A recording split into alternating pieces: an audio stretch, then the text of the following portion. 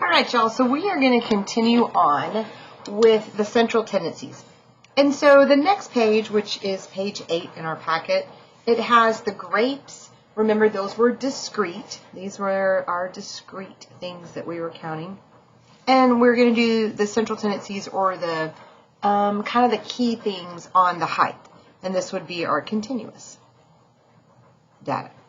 So you've got discrete data and continuous. So I'm going to leave this here, and I'm going to be flipping back and forth. So the mid-interval values. So when we go back and we look at our frequency table, this one right here, table 2, the mid-interval values, the mid-interval, the middle of this is 2, the middle of this is 5, the middle of this is 8, and so on.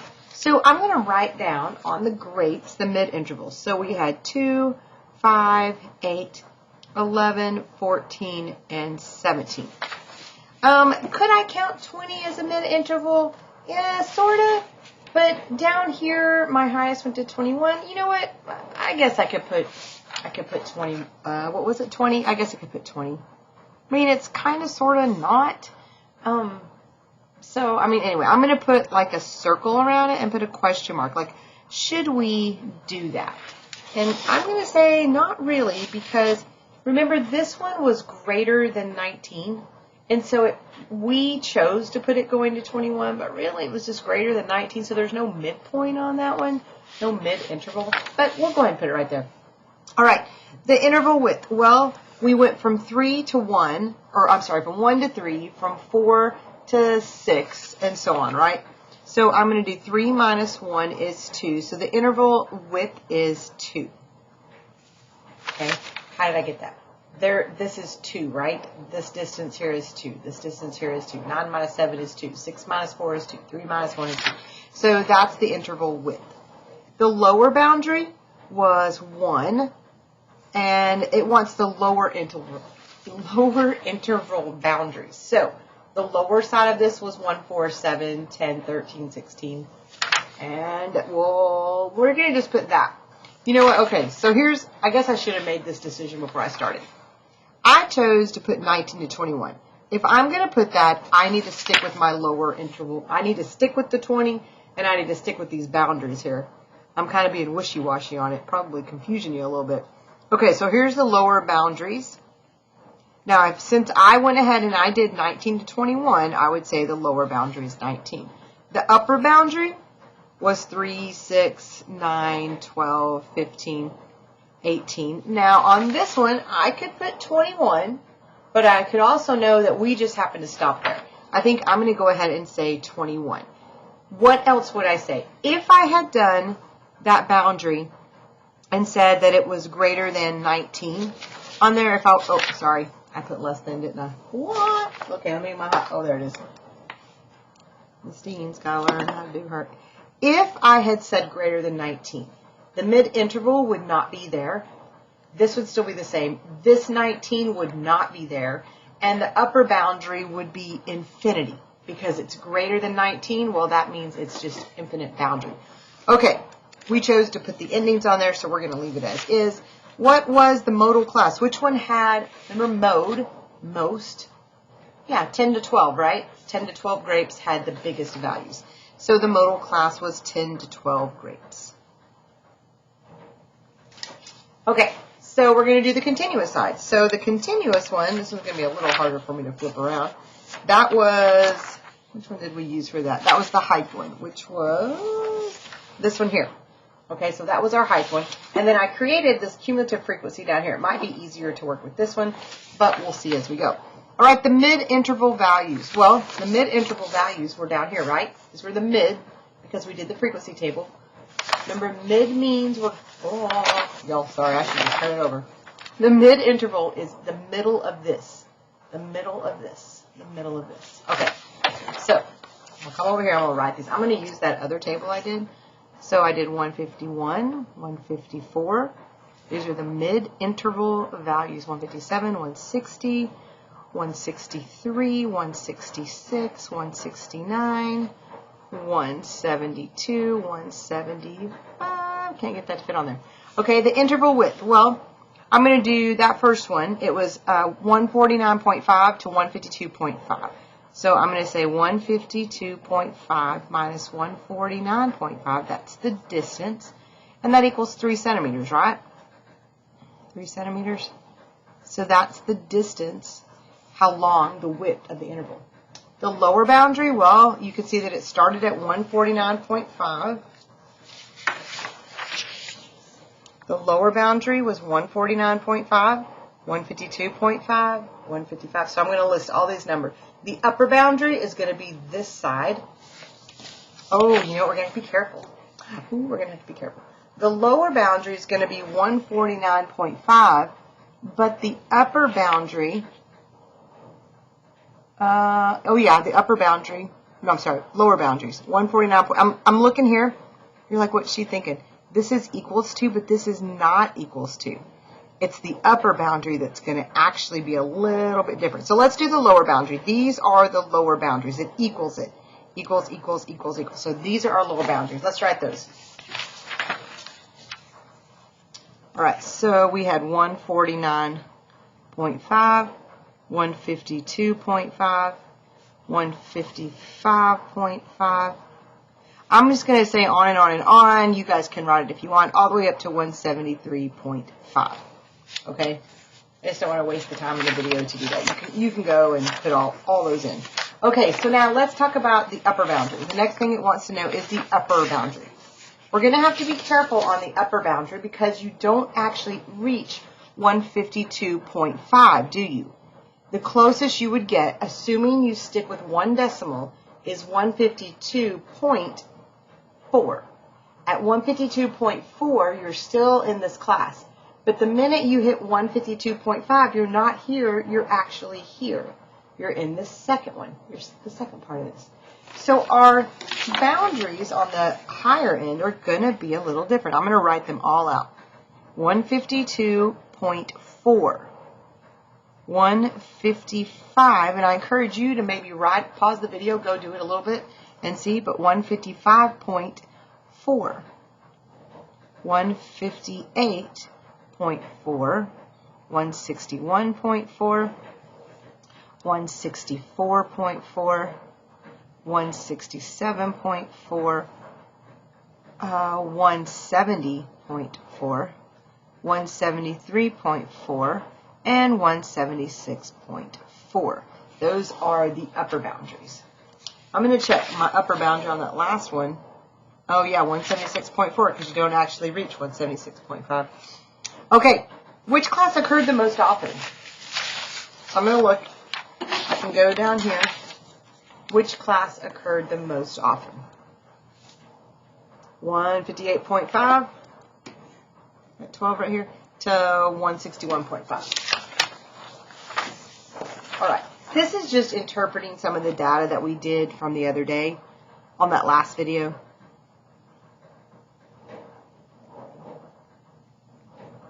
And I'm going to make sure that I reduce that by 1 because that's the modal class. Sorry, I could have done it with inequalities. That would have worked too. Okay, so now I want to learn how to take this data and use what's called quartiles. Okay, quartiles. Quartiles are like percents. So if I were to say, and we do this in school, we have 4 quarters, right? We have quarter 1, quarter 2, quarter 3, and quarter 4.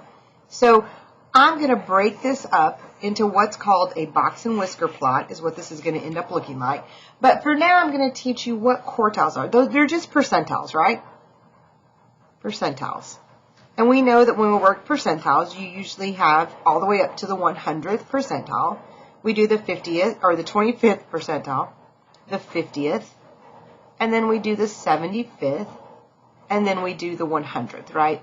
Those are our percentiles. We are going to call those the quartiles. Those are called quartiles. This is a huge part of statistics. It's divided up into quarters, and each quarter is 25%. All right, so notice I have 3 quarters here. So this would be 25%. This right here would be 25%. The next one would be 25%. And the last one would be 25%. When we draw these quartiles out, we have a couple of things that we like to label. This right here, this bar right here, is going to be called quarter 1. It includes this right here, and this mark, whatever this mark is right here, this is quarter 1. This over here is going to be what we call quarter 3, or Q3. Okay. In the middle, you might guess what we're going to call this middle right here. This is going to be called the median. Remember that mean, median, and mode. Okay, on Q1, this is going to be called, okay, let me think how I want to say this. This right here is like 25 and 20. This is 50%, right? This is halfway. The median is halfway between the lower 50 and the upper 50. If I take this lower 50 and I divide it in half right there at the 25th mark, this represents the median of the lower quartile. This is the median of the lower quartile. Okay, Q1 is the median of the lower 50%. Q3 is going to be the median of the upper 50%. So it is the median of the upper 50, or we'll just say quartile, of the upper, well, I don't want to have to write quartile again. It's too long to fit. I'm going to say 50%. This is the median of the lower 50. Maybe I should have put that lower instead of quartile. Yeah, I know you probably already wrote it, and that's fine if you leave it quartile. I just want to add 50%. I feel like that is easier to understand. And when you make a copy of my notes, I want you to be able to see that. Okay. Q1 is the lower 50% median. Q3 is the upper. Keep that in your brain and you'll be fine on this. The median is the median. It's the middle of the data. Okay, so let's do some data. I don't think I gave it to you. Okay, so here's what we're going to do. We're going to make a number line. We're going to go, I'm going to just draw it right here. I can see a graph on the back of this paper. Okay, so we're going to start right here with 10. I'm going to give you this data, 11. And then for some reason I skipped 12 and 13 and I put 14. And then I put 16, 20. Oh, I know what I did. Okay, back up. Hold the fort. Yep, you're going to have to write that out if you already wrote it. I'll try and edit that, but 11. These are our discrete data points. That's why I did it this way.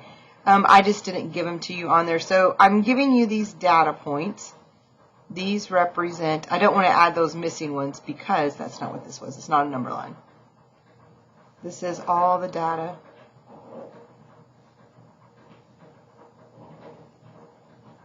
$34, $36, and $40. So what this represents is you've got, I don't know, some kind of data. I don't know what it's representing here, but I'm just giving you these number values. We're just going to do a number problem to make it easy. So I'm giving you the data, and I want to know something called the IQR. What is the IQR? IQR stands for the Interquartile Range. Now, I want you to look at that word, interquartile. If I'm talking about the interquartile, don't you kind of think about that as the inside interquartile? I want to know what's the inside range. So disregard these, what's the inside range? Inside would be this range right here, Q1 to Q3. To figure that out, well, okay, if I want to know the inside range, I simply take Q3 and I subtract Q1. And that equals what we call the IQR. It's a very helpful number that helps us know the range of most of the data, including the median.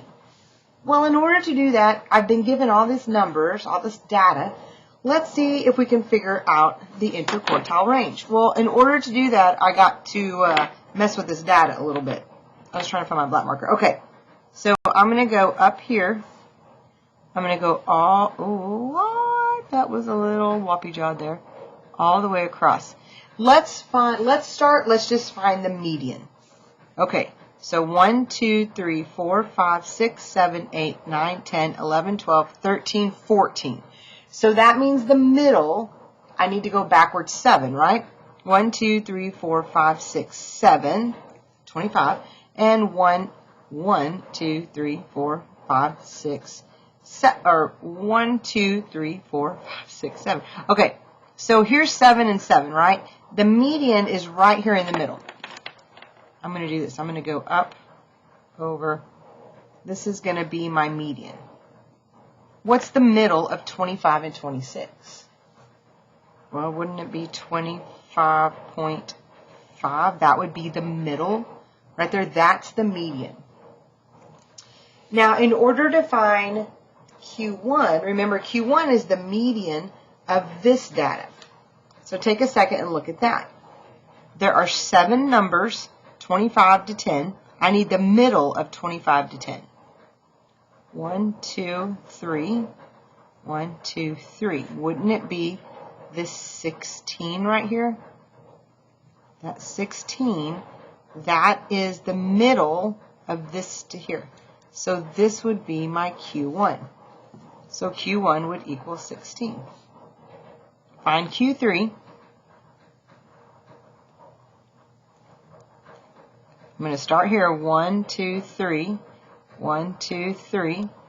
33 is my middle number. That will be my Q3, which is 33. All right. I'm going to write the word median right here just so I have it. Put that. Okay. What would be my minimum value? Remember how we did that mid-interval up there? And we talked about the lower boundary and the upper boundary? 10 would represent my minimum value, and the maximum value would be 40. Again, this is stuff, it shouldn't be like super hard for you. I mean, these kind of make sense. The median, the minimum, the maximum. So the IQR, let's figure out that IQR. Well, I'm simply going to take Q3, which is 33. I'm going to subtract off 16. And that's going to be my IQR. What? Okay, sorry. My calculator did some weird thing over here. Oh, hello.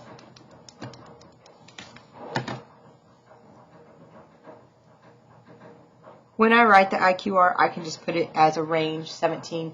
Usually you would say IQR equals 17 or IQR is 17, however you want to do it there. Okay, so when you're working with quartiles, you're going to have Q1, Q3. You're going to have the IQR, the interquartile range, the inside range from this value to this value. And that's going to be what we work with. Okay, so I want to take a look at an example. Like how is this even going to work whenever we go to do this? So example 7, use the data in the table to find the 5-number summary and the IQR of the data. 5-number summary, what does she mean by that? Okay, here's the 5-number summary. Lower is 1, upper is, these are the 5 things you're going to find. This minimum is going to be, the lower boundary is going to be number 1. Number 2 is going to be the maximum. Q1 is going to be 3. Q3 is going to be 4, and the median is going to be 5, and then we're going to find the IQR. So, looking at this data, we've got a frequency table. It's a cumulative frequency, which means the value of 2 occurred 4 times, right? How many items are there in this scenario?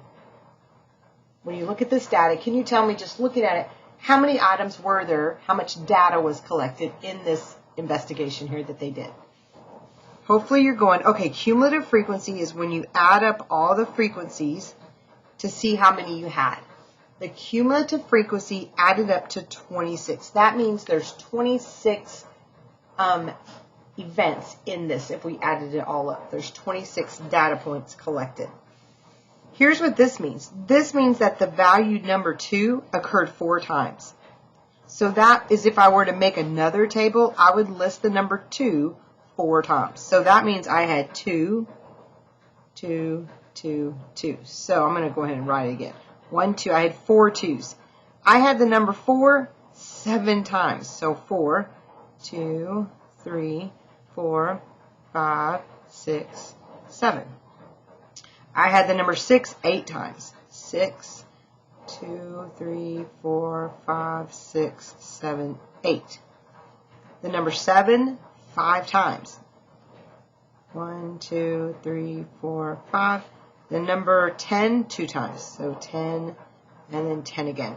If I were to count these up, 4, 5, 6, 7, 8, 9, 10, 11, 12, 13, 14, 15, 16, 17, 18, 19, 20, 21, 22, 23, 24, 25, 26. There are 26 items in my collection. So what we did on the one up here was we stretched them all out in a line. I want to avoid doing that. I don't really want to do that. Can I do it any other way? I probably could. So here's what I'm going to do. For this one, I'm going to show you, let's just stretch it all out. But the next one I show you, I'm going to show you, let's not stretch it out because it can get really monotonous when you do that.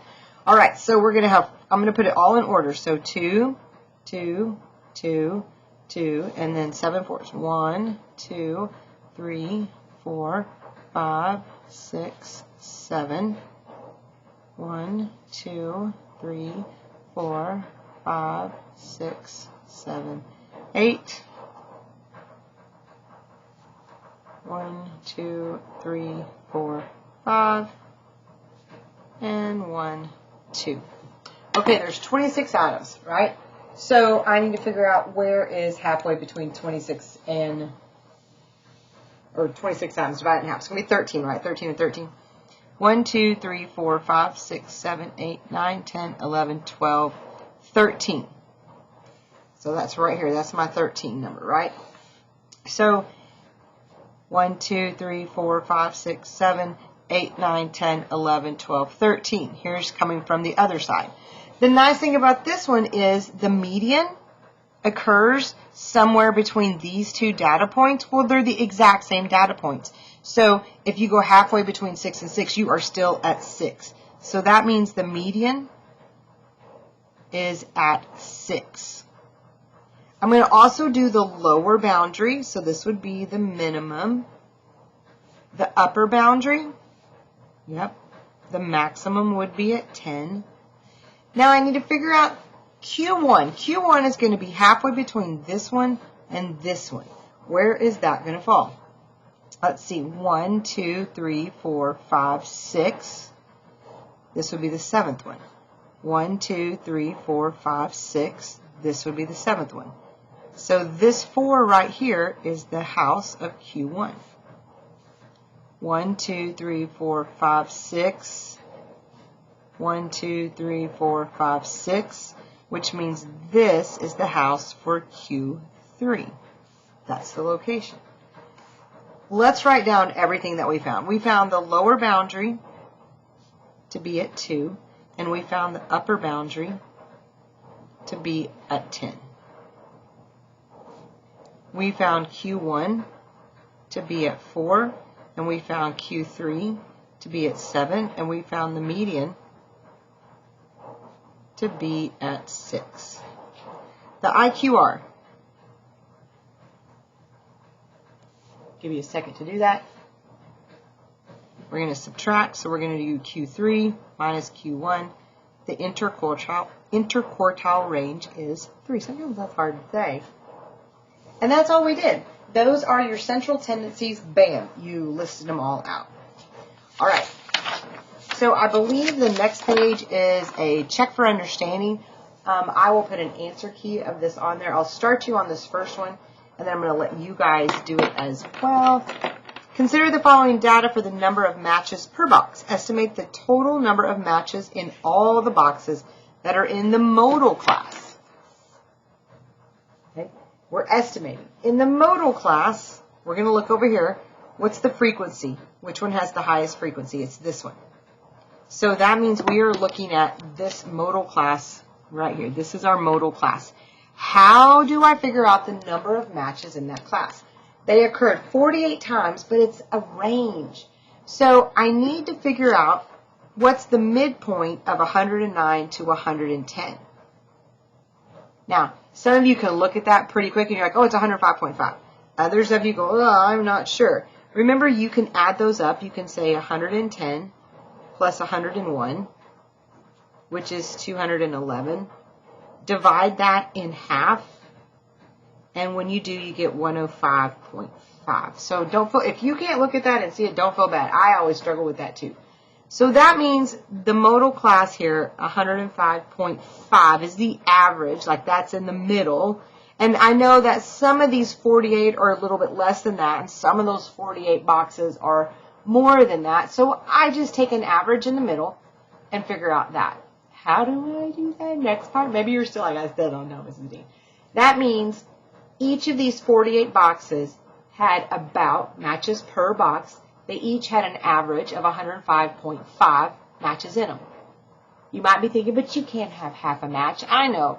But for statistics, we are going to use the half. So I need to say that 105.5 matches were in 48 boxes. And I'm going to multiply that out, and here's what I get. The modal class has about 5,064 matches. And I'm going to say in the modal class boxes.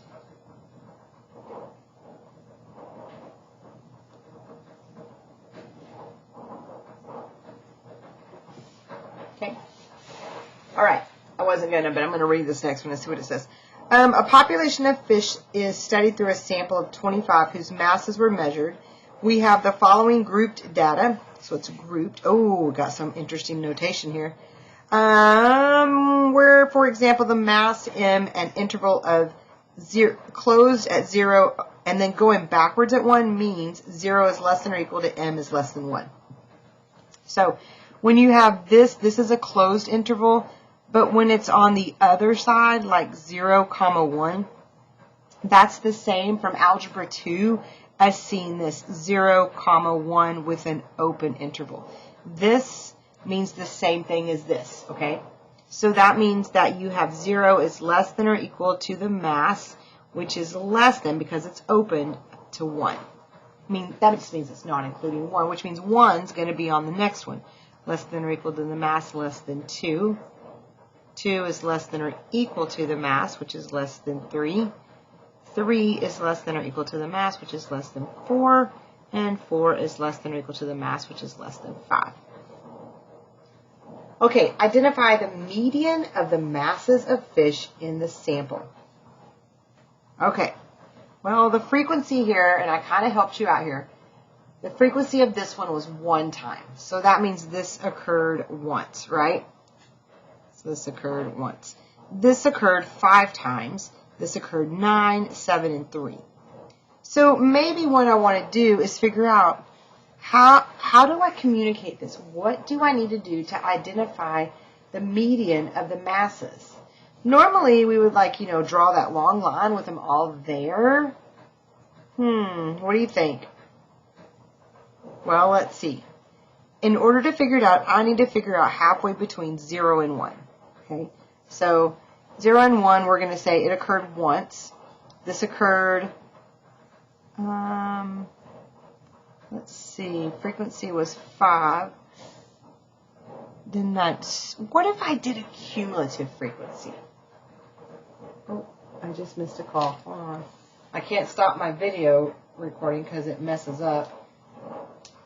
It's a goofy thing. Oh, it's my mom. We're good.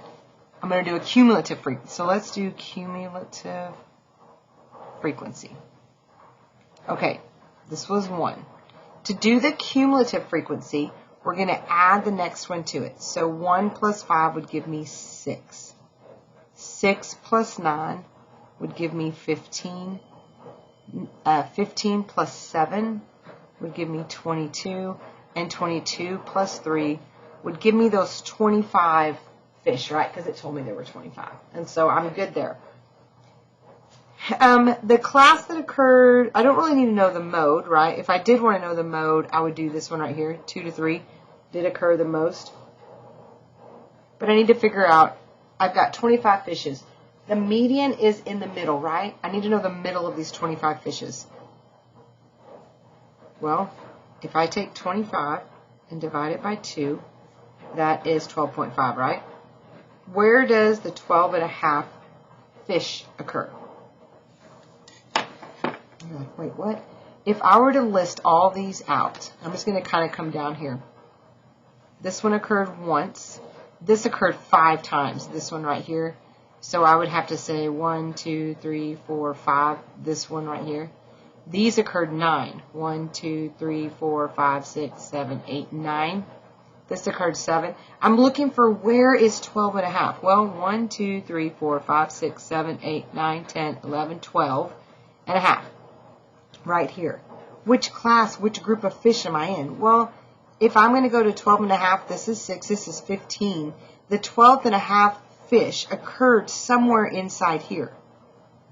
So that means that somewhere inside this realm right here is where that 12.5 fish occurred, and it froze.